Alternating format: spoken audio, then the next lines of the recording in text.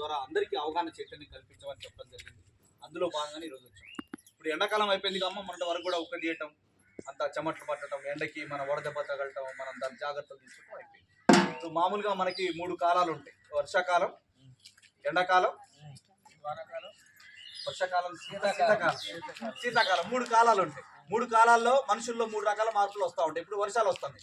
వర్షాలు వచ్చినప్పుడు ఏమైతే ఎక్కువగా వర్షాలు బాగా పడ్డప్పుడు ఎక్కడైతే తక్కువ నేలమట్టం అయితే ఎలాగైతుందో అటంత మొత్తం వర్షపు నీళ్ళంతా కూడా ఒకే దగ్గర ఆగటం జరుగుతుంది. ఇక వర్షపు నీళ్ళు ఆగాయంటే ఏమవుతుంది, ఆ మురిగుంటలోకి దోమలు, ఈగలు, పురుగులు రకరకాలు వచ్చి చేయడం జరుగుతుంది. ఇక అక్కడి నుంచి మొదలైంది. ఇక దోమలు ఎప్పుడైతే వచ్చి వాళ్తాయో అప్పటి నుంచి ఇక మనకు అసలైనది ఇక స్టార్ట్ అవుతాడు. దాంతోపాటు వర్షపు నీళ్ళన్నీ కూడా కలుషితమై పంపుల ద్వారా కూడా కలుషితమైన నీళ్ళు వచ్చే అవకాశం ఉంది.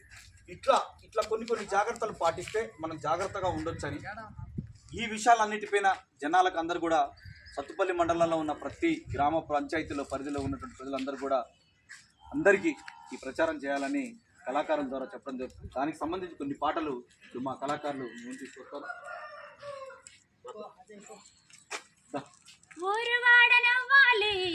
పల్లె సల్లగుండాలి, ఊరువాడ నవ్వాలి, పల్లె సల్లగుండాలి, ఆరోగ్యం మన ఇంటిలో మాయన్న సంపదగా మారాలన్నా, మాయన్న సంపదగా మారాలన్నా,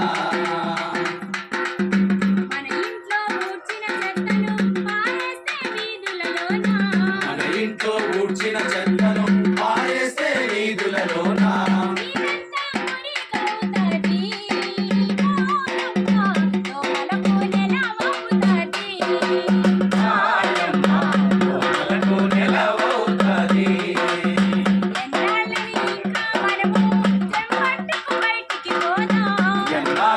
ఇంకా మనము చెంబట్టుగా బయటికి పోదాం.